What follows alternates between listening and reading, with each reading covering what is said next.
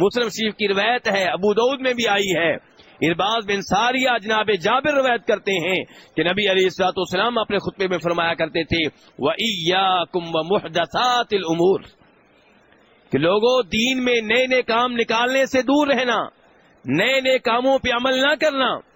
وَكُلَّ مُحْدَثَةٍ بِدْعَةٍ، یاد رکھنا کہ ہر نیا کام بدعت ہے، وَكُلُّ بِدْعَةٍ ضَلَالَةٍ، اور ہر بدعت گمراہی ہے۔ لیکن آپ کو ماننے والے کیا کہتے ہیں، آپ کا کلمہ پڑھنے والے کیا کہتے ہیں؟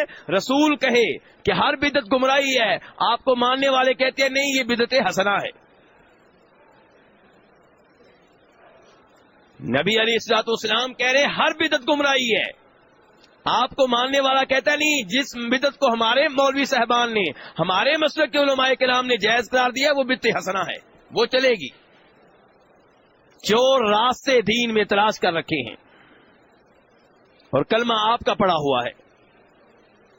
جناب عبداللہ بن عمر صحابی رسول صلی اللہ علیہ وسلم ورضی اللہ تعالی عنہ، وہ کیا فرمایا کرتے تھے؟ کل بدعۃ ضلالہ وان رآها الناس حسنہ۔ امام محمد ابن نصر المروزی اپنی کتاب سنہ میں روایت کرتے ہیں، سند بالکل صحیح ہے، عبداللہ بن عمر کہا کرتے تھے ہر بدعت گمراہی ہے، اگرچہ لوگ اس بدعت کو اچھا قرار دیں، بدعت حسنہ قرار دیں، وہ بدعت گمراہی ہے۔ صحابی کہہ رہے ہیں۔ اور امام مالک رحمہ اللہ کیا کہتے تھے؟ من ابتدع فی الاسلام بدعۃ یراها حسنۃ فقد زعم ان محمدا خان الرسالہ صلی اللہ علیہ وسلم۔ امام مالک کہہ رہے ہیں جو کوئی دین میں کوئی بدعت لے کر آئے، نیا کام لے کر آئے اور دعویٰ یہ کرے کہ یہ بدعت حسنہ ہے، یہ اچھی بدعت ہے، وہ یہ کہنا چاہتا ہے کہ نعوذ باللہ نبی علیہ الصلوۃ والسلام نے دین پہنچانے میں خیانت کی ہے، کیونکہ اللہ کا اعلان ہے الیوم اکملت لکم دینکم، میں نے دین مکمل کر دیا۔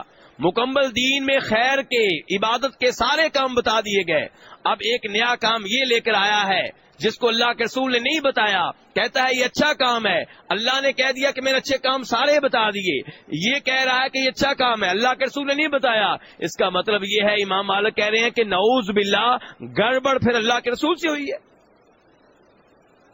خیانت پھر نعوذ باللہ آپ نے کی ہے۔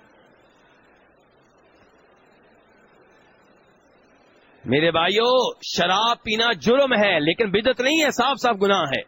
ڈاکہ ڈالنا جرم ہے لیکن بدعت نہیں ہے۔ بدعت کسے کہتے ہیں؟ اس نیکی کو کہتے ہیں جس کو آپ عبادت سمجھتے ہیں، لیکن نبی علیہ الصلوۃ والسلام کے اس پہ سٹیمپ نہیں ہے، وہ نیکی نہیں ہے، وہ گمراہی ہے۔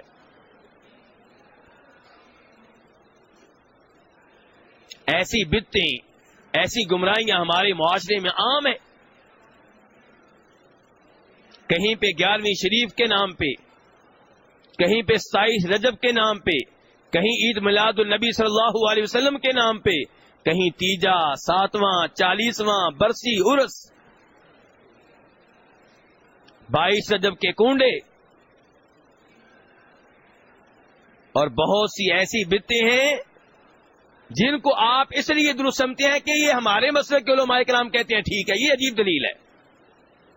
یعنی جس بدعت کو آپ کے مسلک کے علماء کرام بدعت حسنہ قرار دے دیں وہ ٹھیک ہو گئی، اور جس کو دوسرے مسلک کے علماء کرام صحیح قرار دیں وہ غلط ہو گئی۔ تو پھر نبی علیہ الصلوۃ والسلام کو رسول ماننے کا مطلب کیا ہوا؟ اگر آپ کے علماء کرام نے نبوت و رسالت والا کام کرنا ہے تو نبی علیہ الصلوۃ والسلام خاتم النبیین کیسے ہوئے؟ آپ کو خاتم النبیین، آخری نبی ماننے کا مطلب یہ ہے کہ دین کا آپ پہ اختتام ہو چکا، دین کی کوئی بات، کوئی عبادت اب بتانے کے لیے کوئی اور نہیں آئے گا، جو آپ نے بتانا تھی بتا دی۔ آج بہت سی مسجدوں میں فرض نماز کے بعد آواز گونجتی ہے کیا؟ لا الہ الا اللہ، ایک کورس میں سبھی پڑھ رہے ہوتے ہیں۔ کیا نبی علیہ الصلوۃ والسلام نماز کے بعد یہ کرتے تھے؟ آپ تو ایک دفعہ اللہ اکبر کہتے، 3 دفعہ استغفار کرتے، اور پھر دیگر اذکار کرتے۔ ہر آدمی اونچی آواز سے انفرادی طور پہ کیا کرتا تھا، الگ الگ، لیکن یہاں کورس کے انداز میں ایک آواز میں سب پڑھ رہے ہیں۔ اذان سے پہلے درود ایسے پڑھا جا رہا ہے کہ جیسے نبی علیہ الصلوۃ والسلام نے بتایا ہو۔ جبکہ آپ کے زمانے میں ہمیشہ اذان کا آغاز اللہ اکبر سے ہوتا رہا. فرض نماز سے پہلے میرے بہت سے بھائی توحید پہ عمل کرنے کا دعویٰ کرنے والے نیت کے الفاظ زبان سے پڑھ رہے ہوتے ہیں اور کہتے ہیں یہ ٹھیک ہے کیونکہ ہمارے علماء کرام کا فتویٰ ہے. جبکہ نیت ہر عبادت سے پہلے ضروری ہے، لیکن کہاں ہوگی؟ دل میں ہوگی. زبان سے نیت کے الفاظ ادا کرنا نہ نبی علیہ الصلوۃ والسلام سے ثابت، نہ آپ کے 1,00,000 سے زائد صحابہ کرام میں سے کسی صحابی سے ثابت، نہ 4 اماموں میں سے کسی امام سے ثابت. میرے بھائیوں، یہ چند اشارے کیے ہیں.